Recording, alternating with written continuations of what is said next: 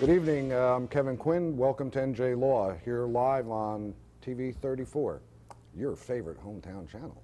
Listen, folks, if you want to call us here at the studio, our number is 681-3331, 681-3331. We're going to be talking with some gentlemen about all sorts of traffic safety type subjects, and one of the things that we're certainly going to be talking about, and I'd like to hear from you at home, is do you think everybody should be wearing helmets doing everything? How about rollerbladers? Do you think they should be wearing helmets? Call me up, tell me what you think. We're going to talk about it tonight, and we'll have some interesting discussion. As I said, don't forget our phone number here at 681-3331. We'll have a couple of commercials, give you a chance to go get a drink in the kitchen, but in the meantime, you have to sit there and watch patiently. My guests tonight include, starting off with Patrolman Steve Peters. On your screen, he's on the right. On my screen, he's on the right too. That's even better. Steve is from the Ocean Township Police Department and is working in the Traffic Safety Division. We'll find out what that's all about in a minute. And Steve, thanks for coming down. Appreciate you taking the time. And next to him is Sergeant Richard Maxwell, a frequent visitor here to NJ Law, and he's from the Colts Neck Police Department. Bet you didn't know Colts Neck had a police department. Well, they do, and here's one of them, right here in front of you. And we also have from the Asbury Park Police Department, Pat Mackin. Pat, thank you also for coming. And we don't seem to have enough guys from Asbury on, so we're going to ask him all sorts of good questions. And we'll try to make it so you still have a job when you go back. As I said, I thank you folks for tuning in, and this should be very interesting. I'm going to start with Steve and ask him, if I may. Steve, explain our traffic division in Ocean, because we do it a little bit differently than a lot of other traffic safety divisions throughout the county and the state. Maybe you can just kind of give us a little bit of an idea of the makeup and how that happens. Well, basically our traffic division is made up of myself and one other patrolman, and basically we field anything and everything to do with motor vehicles, roadways, pedestrians, bicycles, anything to do with traffic flow, designing of intersections. If we have special events in town, we'll take charge of making sure a traffic plan is made prior to the event so that we can mitigate traffic through the area. During the day, we pretty much deal with motor vehicle accidents. We review and summarize all the reports that come in, all the accidents that happened the shift before, the day before. We make sure that those are properly prepared and sent out to the state, and of course put into our records bureau. We also field a lot of calls during the day, basically from people from the community who call in with a lot of questions that could deal anything from maybe a pothole in the street to a question on a motor vehicle accident, a question on whether their insurance is in order, if any updates on new laws. People call us frequently about signs that have fallen down or obstructed and things of that nature. We also handle vehicles that are towed and impound as well, and that seems to be keeping us busy lately. If cars are found in violation of certain New Jersey laws, particularly in the area of registration and insurance, usually we do impound them. The officer that has stopped that car and found the violation will impound the car. And once that starts, then it's the Traffic Bureau responsibility to track down the person, to make sure at some point that the car is taken out of impound, that it is properly registered and insured. And that sometimes isn't as easy as it sounds, because people who don't have insured or registered vehicles, be it as it may, some leave them in our impound, and it starts a lengthy process for us because we have to go through the proper notifications by New Jersey law. And at some point in time, if they sit in the impound long enough, we either have to, by law, auction them off, or if they're not worth auctioning, junk them. So we do keep busy down there, as I say. How about specific training? Now, you have folks, officers, who basically rotate through a month at a time, kind of every 3 months. Does that create a problem with the continuity of other reports or investigations? Yes, there is some ups and downs with a system like that. The up is that the couple of other patrolmen that do it gives them a chance to get away from the normal patrol routine and get inside and do something different. The downside of it is that we each have our own system, and that's probably natural.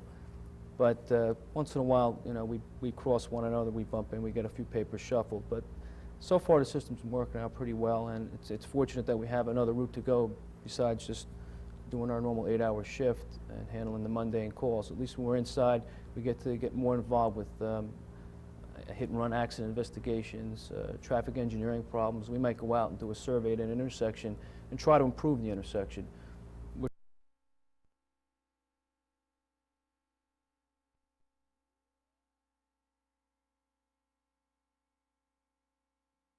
Motor vehicle accidents. We review and summarize all the reports that come in, all the accidents that happened the shift before, the day before.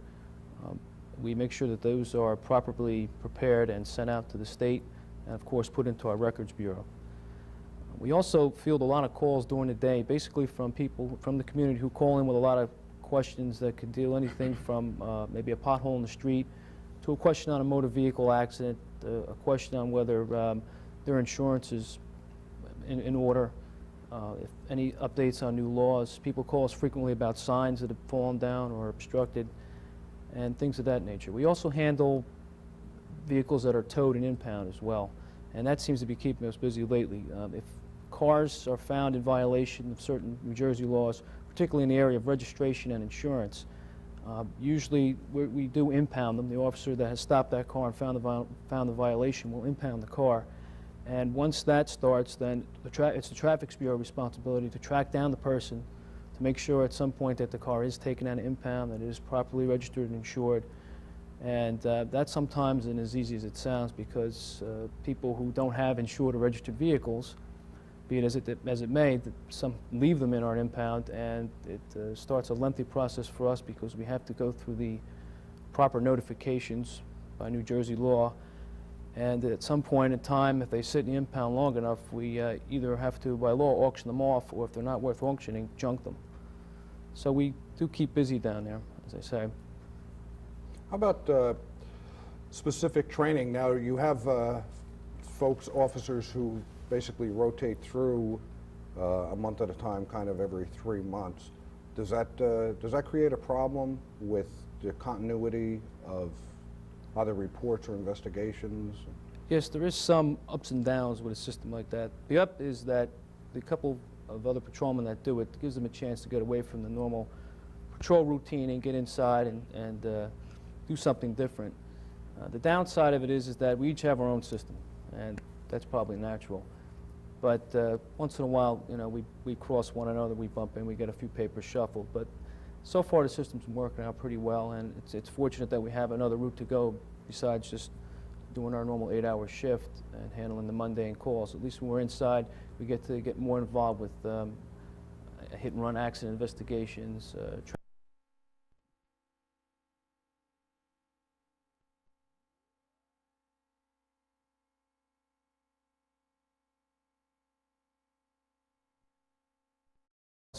I'm sure it could be better that way too, but so far so good. Well, and I'm going to come back to you in a second. I just want to talk a little bit about training. But we have a caller on the line, so why don't we go to the phone? Hi. Hello? Hello, Ann? Yes. How are you? Okay. What's your question? My question is, if you own a Jeep Wrangler, is it illegal to drive with the doors off? Yeah, you know what? That's a good question. Who wants to field that one? Well, don't all jump at once. You're on already. As far as the Department of Transportation is concerned, if the vehicle is equipped with doors, you should be driving around with the doors on them. Same as with the windshield. Although the Wrangler allows the windshield to come down, by federal standards and state standards, the windshield should be up and the doors should be on.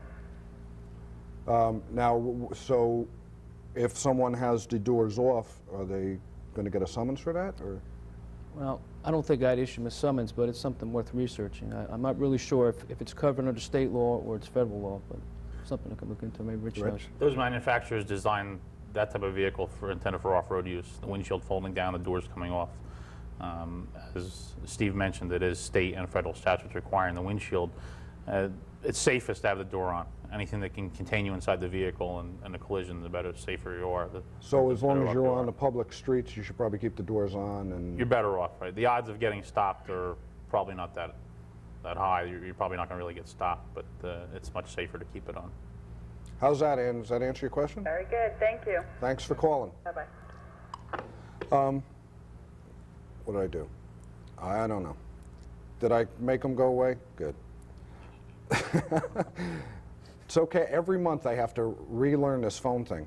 So I'll do better next time, I hope, folks. Steve, we were talking about the Traffic Safety Division, and talk a tiny bit about training, if you would. Aside from the training that you guys get, also the training that you offer. Okay, we do offer training to our patrolmen as well in the area of accident investigation, as well as updates on new motor vehicle laws that come about every so often. We also offer, I would say, public programs to schools and communities and groups that would like them in areas of, let's say, bicycle helmet safety and any kind of driver ed, things of that nature. Well, that certainly works out well. What, I guess, well, Rich, in Colts Neck, do you have the same type of system? Or are you the only traffic officer? What? I'm the only traffic officer, and I do it on a part-time basis in addition to running a squad. So I rotate around the clock with shift work.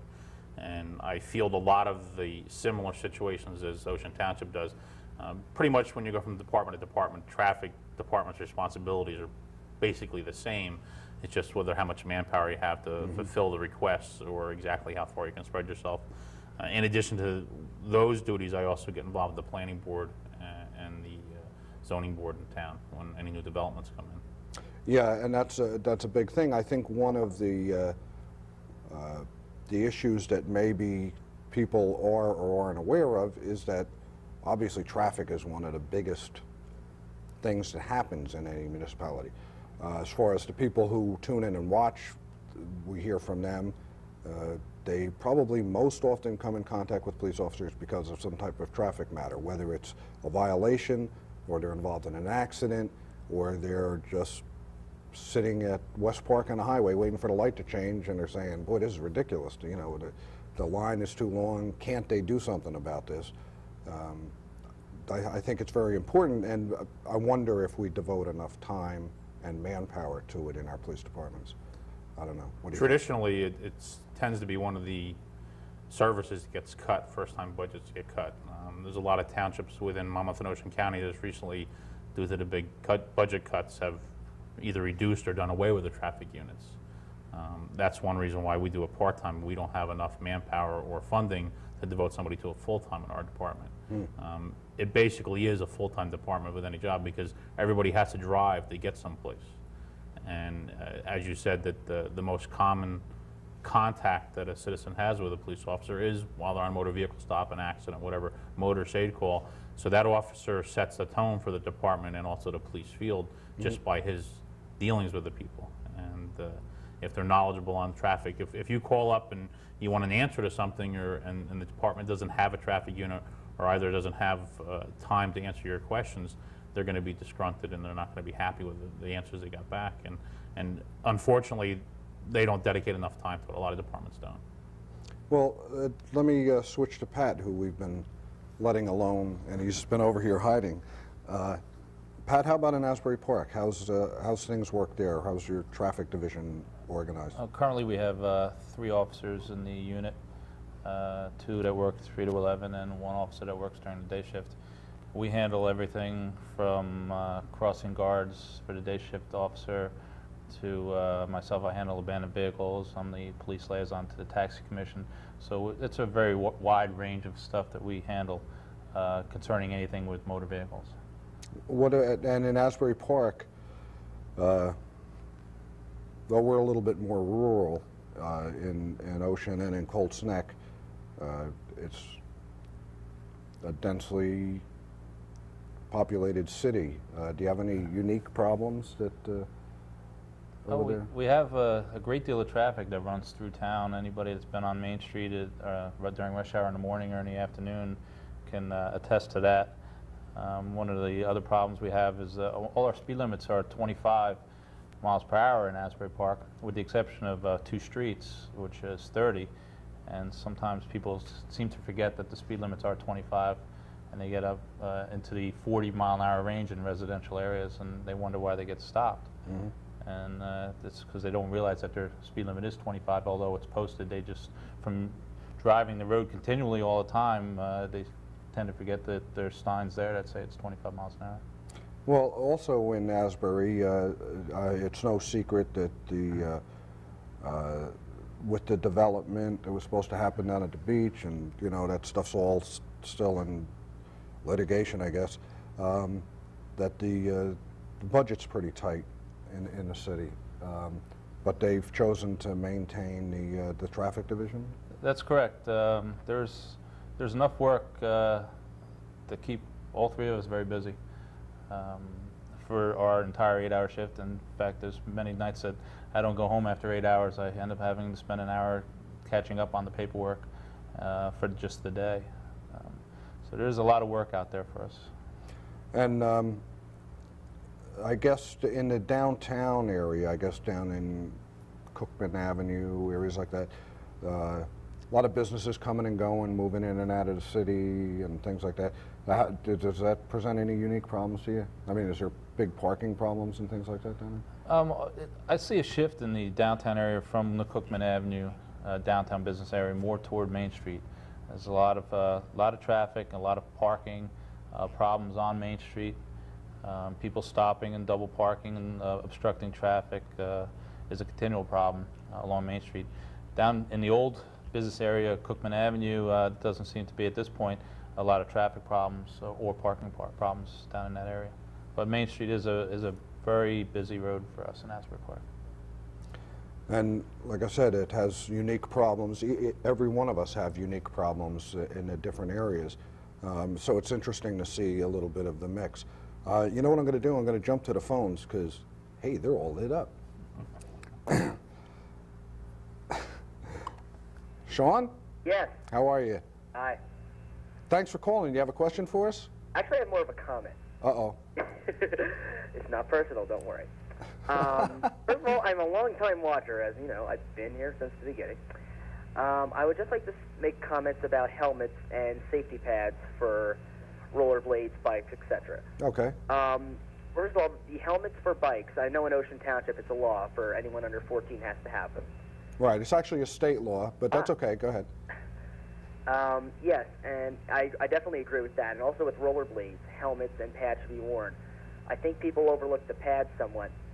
I know I've been injured a few times rollerblading, you know, and for adults as well as kids, because I know my dad likes rollerblade too, and I've seen him fall a few times.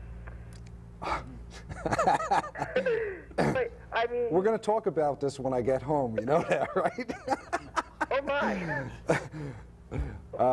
No, those are good comments, Sean, and you're right. The safety aspect is outweighs whatever other kind of problems there are. And I guess people don't think, and there are occasions, we've had occasions in Ocean Township where people have gone either off bikes, we have that picture somewhere with the youngster who fell down and cracked the helmet wide open, but he remained uninjured because of that. So I guess it is pretty important. And I guess everybody of all children of all ages should wear them. Is that what you're saying? Exactly. Probably a good point. Thank you. Thanks for your call. Goodbye. Bye. Pat? Good evening. Hi. How are you? I have a question I wish you would lend your expertise to, please. We'll try.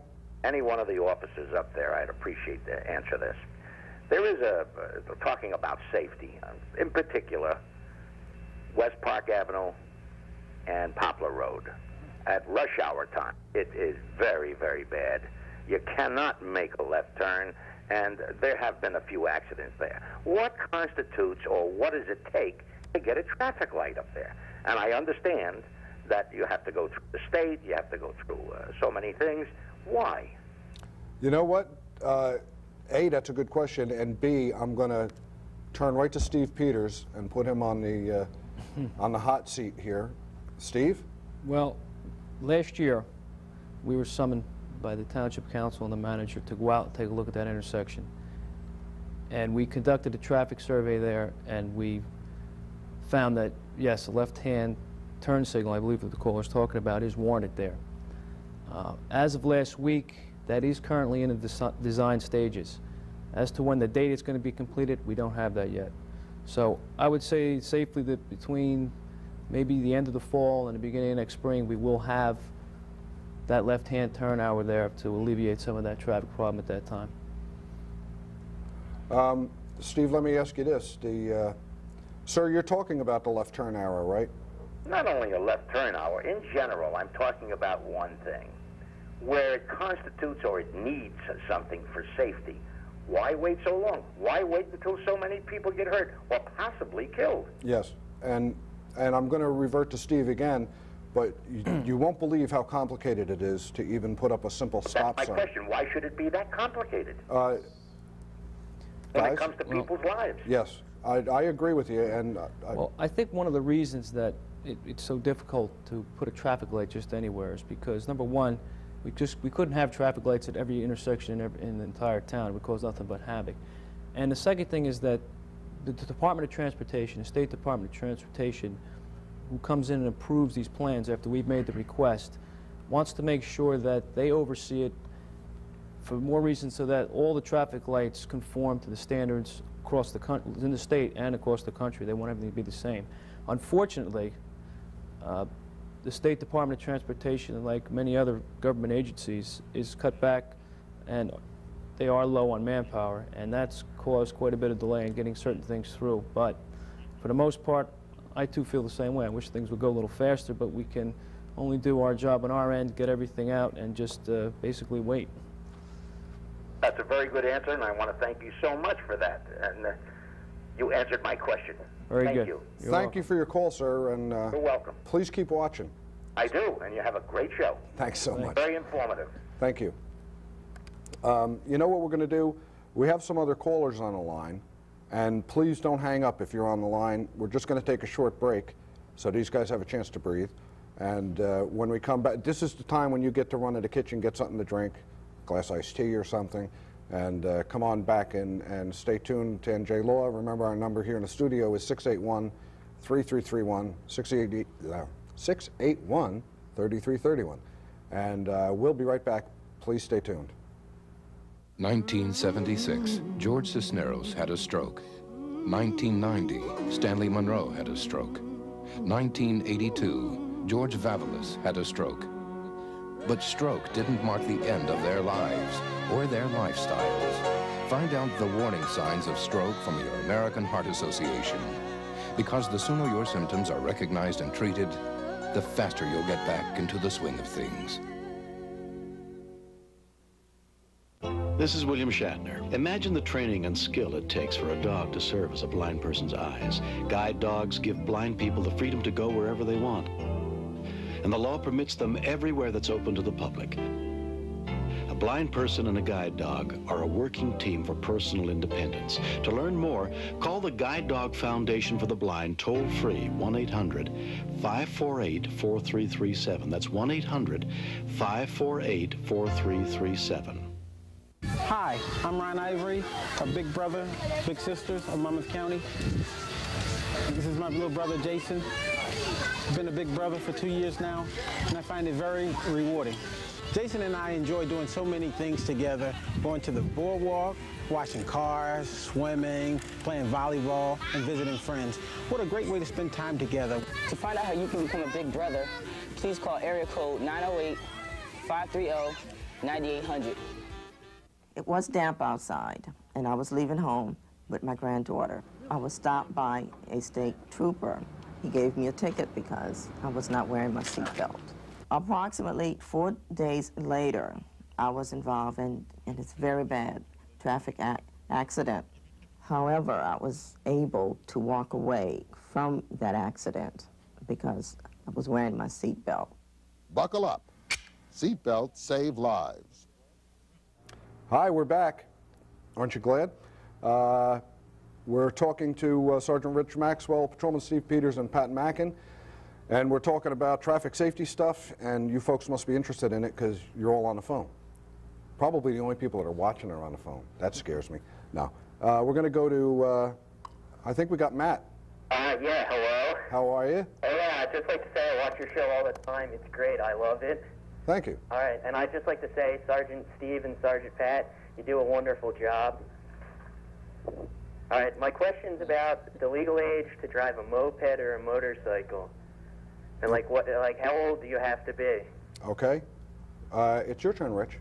It's motorcycle is the same as a driver's license, 17, and moped 17? is and a moped is 15. All right, can you drive a motorcycle with a permit? As long as you have a licensed motorcycle operator on a bike next to you. Next to me? He doesn't have to be on it? No, he has to be on a bike next to you. All right, do you need a helmet for either of them? Yes, you need helmets for both of those. That's a For state law. both of them? Right. Yeah. All right, thanks a lot. You've been a lot of help. I mean, your show's great. That's all I have to say. Thanks a lot. Thanks for calling. All right. Another happy customer. I think we have Eric. Eric? Yes. Thanks for hanging on. It's okay. Sorry it took so long. It's okay. I have a question. Basically, I was traveling in Dover Township, and there was a four-way intersection that we were coming up to. It was actually my friend who was driving. And there was an accident. It was on Church Road. I don't know if you're familiar with it. Actually, yes. Okay. There was an accident, and you could either go straight or you could make a left turn. You couldn't make a right turn. And there was a police officer there, and he didn't have his lights blinking. He was just there, and you just saw his wand.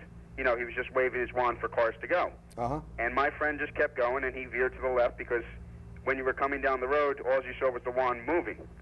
So he kept going, and when I looked at the cop, because like when I came right next to him, like as we passed him, I saw him yell, "Hey!"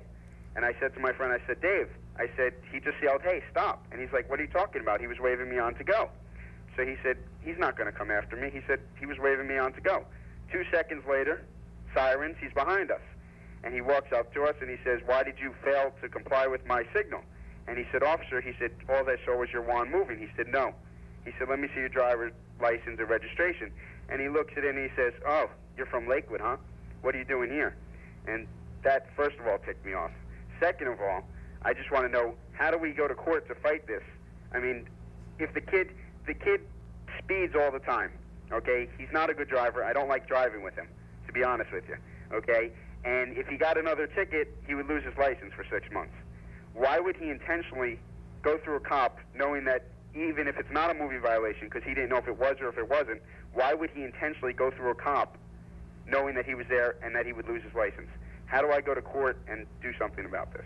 Well, complicated, huh? Well, actually not. Okay. That's why they have courts. That's why they have judges, and that's why they have, if he decides to plead not guilty, that's why they're going to have a trial or a hearing in the municipal court. The judge is going to make a determination based on what he's hearing.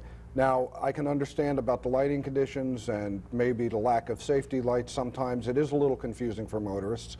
We all see it. You know, we get out, and sometimes it's a lot darker than even we think it is, and we can't understand why people don't see us. And it happens. Not that often, but it does. If it was truly a mistake, you know, I would have to put my faith in what the judge's determination is going to be.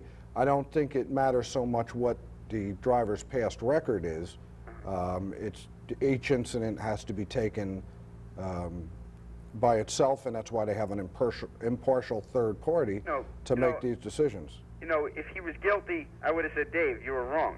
But I mean, I'm not one to lie, and the cop was just so rude, and he's like, "I'll be back with your ticket, wait here." It was a... No, and I'm not saying, and sometimes stuff like that happens, you know, and I'm not saying, of course there's always two sides to every story too, but if you feel that strongly about it in that way, certainly plead not guilty, go to court and see what kind of decision the judge makes. I'm not going to say he's definitely going to side with you or the other side, but I've always found every judge I've ever dealt with in Monmouth County calls it as they see it. There's no favoritism one way or the other. And that's why we have the system we do. Thank you very much. Thanks for your call. Bye-bye. Where am I? I don't know. Let me try